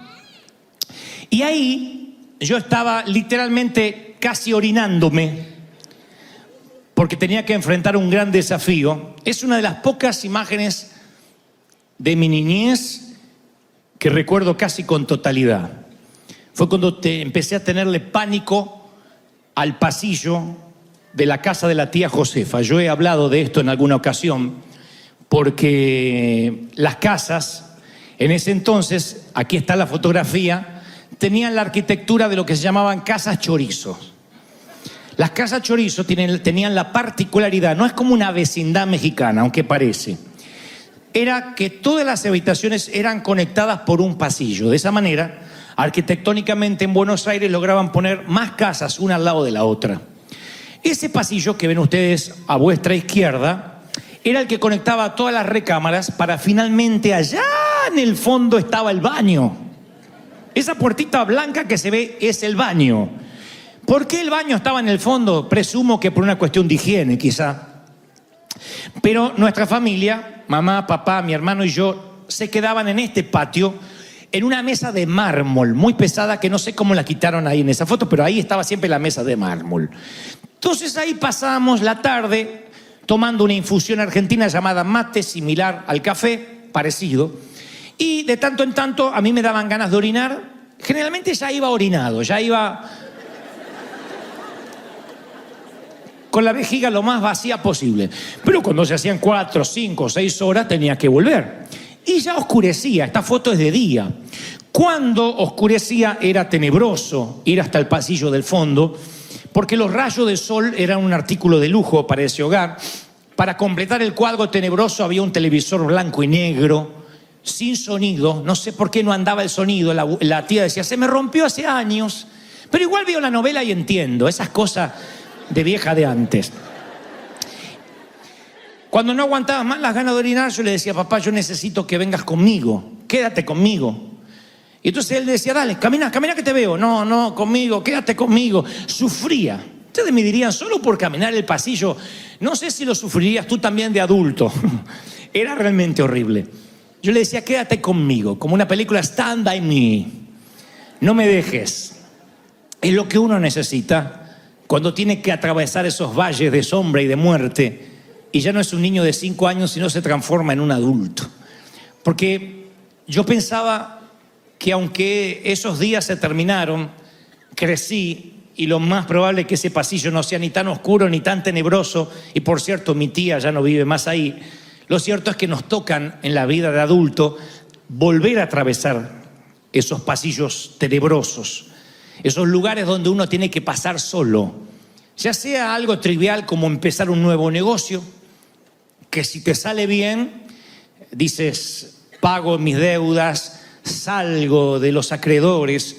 Si te sale mal, solamente tú te quedas con las deudas asignadas, puede que pierdas la casa, que pierdas el automóvil, la reputación y posiblemente el sueño, la paz. Así que cuando tienes que atravesar un pasillo no es solo la sombra de muerte, sino el tener que emprender un proyecto que te da miedo caminarlo, que te da miedo traspasarlo. O quizás estés obligado, sí, a pasar por el pasillo oscuro del desempleo o de días en el hospital, o te toca enfrentar una demanda o el amargo papel de un divorcio y tener que ir a una corte. Lo que sea, son pasillos oscuros a los cuales tienes que atravesar en algún momento de tu vida. Y si te preguntara ahora mismo, ¿qué necesitarías? Lo primero que se te ocurre es, bueno, no pasar por ahí. Pero estamos suponiendo que no lo puedes evitar. Suponemos que sí o sí tienes que atravesarlo. ¿Qué necesitas? Exactamente lo que yo necesité a los 5 años. Stand by me. Quédate conmigo. No me abandones. Supongo que cuando uno puede pasar esos trances acompañado, uno se siente mejor. Este mensaje, como el de la mañana, va dirigido a los que están en este momento del año con un agotamiento emocional y espiritual que literalmente te sientes demolido. Ese cansancio demoledor que no se recupera con horas de sueño, porque el cansancio va más allá que el dolor físico, las coyunturas, los huesos. Es un cansancio del alma. Y esto le pasa a hombres de Dios, a mujeres del Señor, como aquellos que recién vienen a la iglesia. Hay mucha gente a esta altura del año cansada que no puede conciliar el sueño. Y si lo puedes conciliar a fuerza de pastillas, de antidepresivos o de mirar Netflix hasta la madrugada, hasta que se te caiga la cabeza del sueño, te das cuenta a la mañana que estás más cansado que la noche anterior. Es un cansancio acumulativo. Dicen los médicos que tiene que ver con una depresión generalizada que proviene de la falta de paz. Y si vamos a hurgar más profundo, esa falta de paz casi siempre nace o se dispara a partir de tener que atravesar un pasillo en la vida adulta. Pero ya no es un niño de 5 años que tiene que ir a orinar. Insisto, tiene que ver a veces con diagnósticos médicos, con un hijo que se divorcia, con una hija que es traicionada, con alguien que se va a la universidad y no sabes cómo le irá, con un esposo que no te contiene, una mujer que no puede ser tu amiga, no sé. Hay diferentes factores en la vida que de pronto te vuelven a poner en ese pasillo oscuro de la tía Josefa, y sea cual sea tu situación crítica, lo único que necesitas es decir, stand by me, quédate conmigo, no me abandones. Necesitas no pasarlo solo. Si tuviste el infortunio de atravesar un funeral de un ser querido, no un funeral de un vecino, un funeral que te dolió, papi, mami, hijo, en el peor de los casos, cuñado, hermano, habrás notado de que llega un montón de gente, los deudos, a traerte sus condolencias, pero después que te dicen mi más sentido pésame, lo siento mucho, casi se olvidaron por qué vinieron. Algunos se quedan hasta el final, pero después tienen que ir a hacer sus vidas. Y tú te quedas solo con tu dolor. Es una soledad que se vive en solitario. No es una soledad que uno puede compartir. Ven, ayúdame porque me siento solo otra vez. Te van a decir, pero yo ya estuve en tu funeral. Ahora hay que atravesar el luto, y ese luto lo atraviesas solo. Si se trata de la muerte, dicen que tarde o temprano uno termina por reponerse. Tarde o temprano el tiempo amaina el dolor, hace que el dolor no sea tan intenso. El tiempo lo cura todo, dicen por ahí. Al cabo de los meses, de los años, con un funeral tratas, o por lo menos haces que lo superas. Pero ¿de qué qué me dices cuando se trata de un divorcio o de una quiebra financiera o de una enfermedad? El tener que lidiar con medicamentos, con insulina, con quimioterapia, con diálisis, y eso empieza a formar parte de tu diario vivir, y sientes que quienes te ayudaban al principio se hartan. Nosotros tenemos amigos, en particular un matrimonio amigo que él tuvo un ACV, o sea, un derrame cerebral, pierde toda la capacidad motriz, su esposa va, lo lleva a la clínica, pasan días en el hospital que se transforman en semanas, en meses, regresa a la casa, ahora su casa luce con rampas, porque él tiene que movilizarse en una silla eléctrica, no una silla eléctrica que lo electrocute, una silla con el... Porque dice, pobre hombre, lo van a electrocutar encima, no, una silla con movilidad propia. Llenan la casa de elementos para que él pueda sentirse más cómodo, y al principio vienen muchos familiares, muchos seres queridos, y luego se empiezan a cansar, y la que sigue con el mismo dolor y con el mismo trance es la mujer, las hijas. La gente se empieza a cansar, y a veces ellos nos dicen es que se cansan de venir, no ven cambios, no ven que hay un milagro rápido, y la gente te deja que el pasillo lo pases solo. Y tú sigues diciendo, stand by me. Yo necesito que lo compartas conmigo. Pasa hoy, pudo haberte pasado en la infancia. Tú dices, ahora que lo mencionas, yo me pregunto por qué pasé sola, por qué nadie me defendió cuando abusaron de mí y robaron lo más preciado que tenía, que era mi inocencia. ¿Por qué mi madre no me defendió y prefirió creerle a ese hombre antes que a mí? ¿Por qué nadie me preguntó por qué yo era un niño o una niña que vivía con los ojos tristes? Si ustedes vieron la fotografía mía recién, no pretendo dar lástima porque ya creo que no los tengo, pero sí tenía ojos tristes, no sonreía yo en las fotos por un montón de cuestiones que hoy no vienen al caso. Yo me sentía que era un niño triste, y me pregunto cuántas veces en esos momentos yo me sentí tan solo que hubiese dado cualquier cosa por sentir a alguien que entendiera exactamente lo que me pasaba. Mamá estaba enferma de cáncer desde que yo nací. Entonces, cuando yo tenía unos 6, 7 años, supongo que ella tenía que afrontar la quimioterapia, y papá no podía pedir permiso en su empleo, era carpintero. Así que él se iba a trabajar a la carpintería, no había nadie que nos cuide, y mi hermano mayor, que tenía apenas 12 años, se iba con mamá al hospital. Y a mí me prometían que me iban a traer un autito de regalo si me quedaba solo un par de horas, 3 o 4 horas en realidad. Hoy en día denunciarían a mamá por eso. Yo tenía 6 años, 7 años y me quedaba en casa en una sillita verde, aterrorizado de moverme de la silla.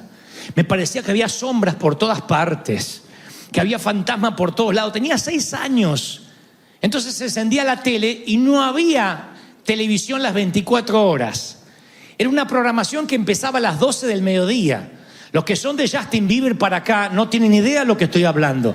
Pero la tele empezaba al mediodía con un noticiero. Antes había una placa en blanco y negro con un indio que decía señal de ajuste. Así que yo ponía la señal de ajuste y el sonido era... Lo ponía porque era la única música que había en casa. Ponía la señal de ajuste y esperaba el noticiero de las 12, esperando que alguien me haga compañía. Me he preguntado una y otra vez si todo eso no influenció en mi vida adulta. Posiblemente sí. Tuve que aprender a convivir con la soledad. No quedaba otra. Mamá estaba muriéndose, papá tenía que trabajar. No podía faltar cada sesión de quimio que tenía mi mamá. Pero si yo pudiera volver el tiempo atrás y me preguntaras, ¿qué necesitabas en ese momento? Compañía. Alguien, algo. Hablaba con muñecos de peluche. Hablaba con lo que encontraba a mano. Stand en mí. Yo quería que alguien se quede conmigo. Lo mismo que me ocurría en el pasillo. Y estoy convencido que todos los que están aquí en esta tarde han pasado momentos así, o en la infancia o en la vida adulta. Momentos en que nadie parece que te comprende en profundidad lo que estás pasando. Por eso cuando le decía al Señor, ¿qué mensaje quieres que le dé a tu pueblo este domingo? Él me hablaba una y otra vez acerca de su omnipresencia. No estamos muy conscientes ni como creyentes de que la omnipresencia de Dios es una verdad precisa. ¿Sabes lo que es omnipresencia? Que el Señor está presente en todo momento, en todo lugar y en todo el mundo con todos. Cualquiera que sea el pasillo que te encuentres, cualquiera sea tu momento de soledad, tienes que saber que Dios está allí observándote contigo, cubriéndote, rodeándote, acompañándote, apapachándote. Claro, a esta altura yo sé que los aplausos son tímidos porque dicen, bueno, está bien, pero no fue así como lo sentí. Yo tampoco. Cuando yo pasaba el pasillo, no sentía que Dios iba conmigo. ¿Para qué me voy a hacer el espiritual? Más yo sabía que en ese pasillo, aleluya, los ángeles iban conmigo. No, yo no sabía nada. Yo estaba muerto de miedo. Y cuando me quedaba en las sesiones de quimio de mi mamá, tampoco me sentí acompañado. Lo único que lamento es porque no hubo un predicador como yo en aquel entonces al que yo escuchara. Al contrario, a mí me decían que cuando uno metía la pata, Dios se alejaba. Que cuando hacías algo malo, Dios te borraba del libro de la vida. Y ni lo llames a Dios porque está enfadado contigo. Pero yo hubiese dado cualquier cosa por oír un mensaje donde me dijeran, Dios es omnipresente. Dios está contigo todo el tiempo. Todos necesitamos relacionarnos con alguien. Nuestros niños dicen, ¿puede venir fulanito a casa? Nuestra Megan dice a veces, ¿puede venir mi amiga Lucy a casa? Desde que tenía 5 o 6 años. Necesitamos la amistad. Dios creó esa necesidad en nosotros. De ver a alguien y decirle, ay, qué ganas de contarte lo que me pasa. Creo que no hay sonrisa más amplia en el rostro de alguien cuando se encuentra con un amigo de hace tantos años. No hay sonrisa más grande que un abuelo cuando abraza a un nieto. Todos necesitamos sentirnos queridos, extrañados y a la vez que ese sentimiento sea recíproco. Sin embargo, a veces ni el mejor de los amigos, ni el mejor de los cónyuges, ni el mejor de los camaradas puede suplir ciertas necesidades. Porque los amigos se mudan, los amigos se mueren, los familiares se van a vivir lejos y a veces el más comprensivo de los amigos a veces ni te entiende lo que te está pasando. A veces ni siquiera el más confiable de los amigos resulta ser el más confiable. Tú le cuentas algo, pretendes que muera en él y luego notas con horror cómo él cambia la manera de mirarte y sientes que ya no te respeta a partir de lo que le abriste el corazón. A veces sientes que no puedes contarle a tu cónyuge exactamente lo que te está pasando. Y hago una aclaración, no estoy haciendo apología de que le ocultes cosas a quien duerme contigo, pero a veces lo que te pasa es tan intrínseco, es tan tuyo.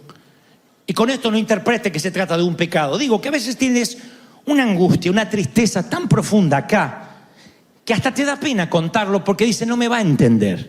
De hecho, es lo posible que te haya pasado, que con una amiga o con un amigo o con tu esposo o esposa dijiste, estoy triste. Y hoy te mira con cara de condenado y te dice, ¿triste por qué? Estás loca.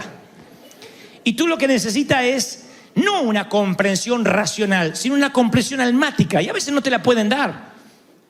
Y esto nos pasa a los varones, les pasa a las mujeres. No tiene que ver con menopausia o andropausia. Tiene que ver con pasillos oscuros que nos tocan vivir. Y que a veces no todo el mundo te puede entender. Ni siquiera quien más ama te puede entender. Hay días que das vueltas, noches que das vueltas y vueltas en la cama y te sientes deprimido. En las iglesias no se habla mucho de esto porque dicen depresión, eso es un espíritu. Y no siempre es un demonio. A veces tiene que ver con ciclos, inclusive con sales cerebrales, que a veces se mezclan de una manera diferente conforme la edad, conforme el estrés. Y entonces de pronto un día te empiezas a poner triste. Le pasó al profeta Elías. Elías desafía a los profetas de Baal y después le agarra un cuadro depresivo tan fuerte que me dice, ojalá me muriera. Elías tenía un cuadro suicida. Y era Elías, un hombre que dice la Biblia semejante a pasiones como las nuestras. Entonces hay un momento que uno se siente tan triste que si no puede contarle a nadie, eso se mete para adentro y lo empiezas a guardar. Allí se incuban las enfermedades. Ahí es cuando el estrés se desata en un pico de depresión, en un ACV, en un ataque cardíaco. No siempre tiene que ver con arterias tapadas por mala alimentación. El 80% de los ataques cardíacos tienen que ver con el estrés. ¿Qué es el estrés? La preocupación constante, la ansiedad, que es incluso peor que la preocupación. La preocupación es, hay una serpiente en mi césped. La ansiedad es, podría haber una serpiente en mi césped. Encima te preocupas antes de que aparezca la serpiente. Recién al otro día viene tu suegra a casa, ni siquiera esa noche. La ansiedad es, ¿qué tal si pierdo el empleo? ¿Qué tal si la gente no viene? ¿Qué tal si me dejan de amar? ¿Qué tal si me traicionan? Y ese, ¿qué pasaría? ¿Qué pasaría? ¿Qué pasaría? Te empieza a enfermar. Claro, preguntémonos, ¿cuánta gente existe con la cual puedes llamar y decirle, ¿te puedo contar que estoy preocupado por lo que me pasaría? Te diría que estás loco. Por eso John Maxwell dice, en toda tu vida, si eres una buena persona, lograrás cuatro amigos que carguen tu ataúd. Pero es muy difícil que logres un amigo al cual llamar a las 3 de la madrugada y decirle que estás preocupado sin tener que disculparte primero. Es muy difícil tener a alguien a quien llamar y decir, ¿sabes qué? Vayamos a tomar un café. Cuando no teníamos a Cristo tomaban tequila, ahora toman café. Pero necesito hablar, ¿de qué? No sé, tal vez solo que me escuches o tal vez nada, hazme compañía. Stand by me. Cruza el pasillo conmigo. Es todo lo que necesito. Pero el dolor es tan, insisto, intrínseco, tan privado, que lo único que nos alienta es la omnipresencia de Dios. Porque este es el punto. Estás pensando, a ver, ¿por qué Dios pondría en mí una necesidad de tener una amistad profunda si al fin y al cabo nadie da la valla, nadie da con la altura? En otras palabras, necesito un amigo a quien contarle lo que me podría pasar, lo que me está pasando, lo que tengo miedo que me pase, pero me dices que lo más probable es que me sienta solo o sola. Claro, entonces, ¿por qué Dios pondría esa necesidad de amistad si no tienes con quién suplirla? Y esta es la respuesta. Dios quiere que te diga, que te lo grabes en tu mente y en tu corazón. Él es tu amigo supremo. Él siempre está dispuesto para oírte. Ansiedades, problemas, crisis. Pero la religión nos ocultó esa relación con Dios. Yo puedo pensar que mi vida cristiana se divide en dos partes. Cuando Dios era simplemente creencias y no hacerlo enojar, para mí era un jefe nada más. Me dieron las reglas de empleado y lo que debía y lo que no debía hacer. Esa fue mi primer parte de la vida cristiana, lamentablemente casi la mayoría. Luego una segunda parte fue cuando me relacioné con Él.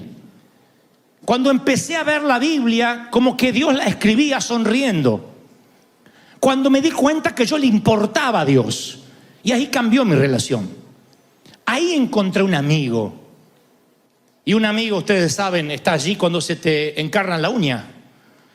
Un amigo está allí cuando simplemente tienes ganas de llorar. Eso hacen las mujeres cuando se ponen tristes. Toman un bote de helado, de ice cream, y llaman a una amiga.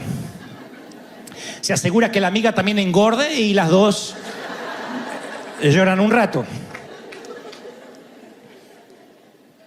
En algún punto nos olvidamos que podemos decirle a Dios lo que yo le decía a mi padre: stand en mí, ve conmigo.